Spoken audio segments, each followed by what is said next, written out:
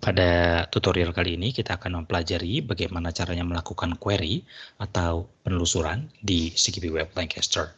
Dan saat ini saya sudah berada di salah satu korpus bahasa Indonesia yang ada di CGP Web Lancaster.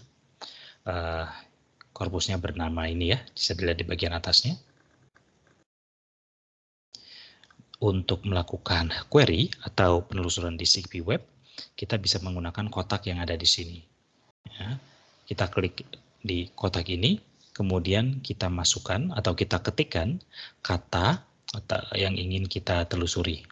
Misalnya di sini saya masukkan kata merah. Ya. Kemudian ada dua cara untuk menyetujui perintah penelusuran atau perintah query ini. Yang pertama adalah dengan mengklik Start Query, ya, atau menekan tombol Enter di keyboard kita. Dan hasil penelusuran akan ditampilkan seperti ini. Jadi bisa kita lihat hasil query ada di bagian tengah. Ya, bagian tengah ada hasil query yaitu merah tadi. Kemudian didampingi dengan konteks kiri dan konteks kanan. Yang saya maksudkan konteks di sini adalah teks, ya, teks atau kata-kata yang mendampingi hasil penelusuran kita baik di sisi kiri maupun di sisi kanan. Kemudian di bagian atas ada informasi statistik seperti ini. Saya akan bahas satu saja di sini, yaitu bagian ini. Bagian ini menunjukkan seberapa banyak kata tersebut ditemukan di dalam korpus yang sedang kita telusuri. Jadi kata merah ya digunakan sebanyak 2023 kali di dalam korpus ini. Saya akan kembali lagi ke kotak penelusuran dan ada dua cara lagi. Yang pertama adalah dengan mengklik back seperti ini, ya, tombol di ujung kiri atas. Kemudian yang kedua adalah dengan ke choose action, kemudian melakukan new query. Kita sekarang sudah kembali lagi ke kotak penelusuran. Baik, itu bagian yang pertama. Di bagian yang kedua, ya, kita akan melakukan penelusuran dengan menggunakan gabungan kata. Jadi kalau pada bagian pertama tadi kita melakukan penelusuran dengan menggunakan kata tunggal, satu kata saja, sekarang kita akan menggabungkan beberapa kata atau pada level frasa. Misalnya di sini saya gunakan frasa si jago merah. Ya, kita lakukan start query, klik start query di sini. Dan kita dapatkan ya, hasil penelusuran beserta konteks penggunaannya. Kita juga bisa masukkan frasa lain, misalnya merah muda. Dan kita juga mendapat contoh penggunaannya di sini.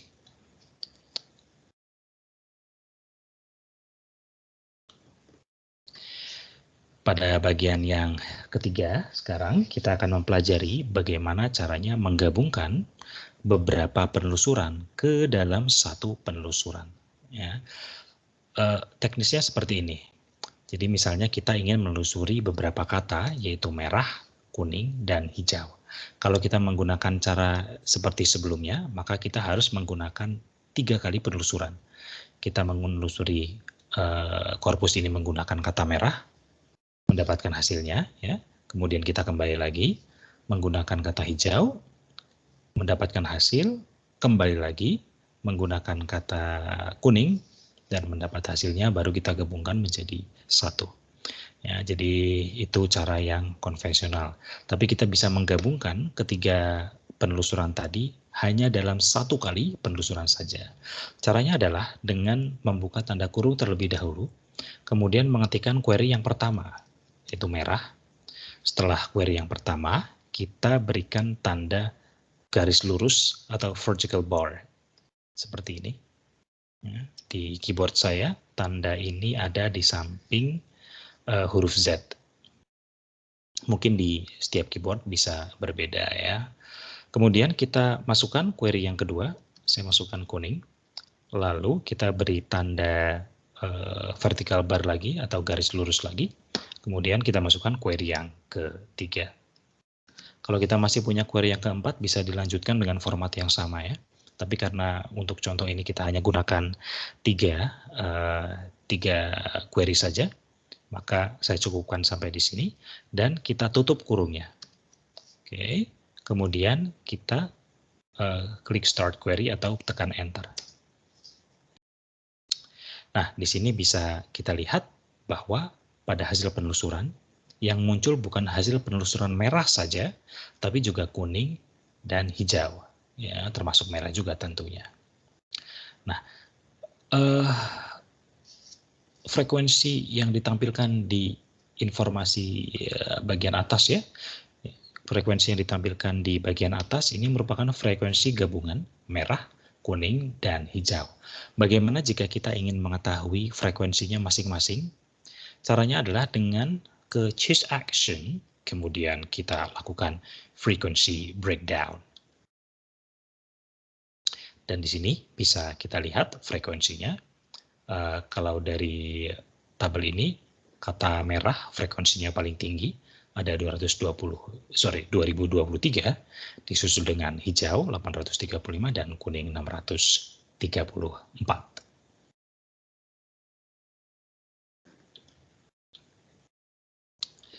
Jadi demikianlah tadi 3 bagian pada tutorial ini. Yang pertama adalah melakukan penelusuran menggunakan kata tunggal.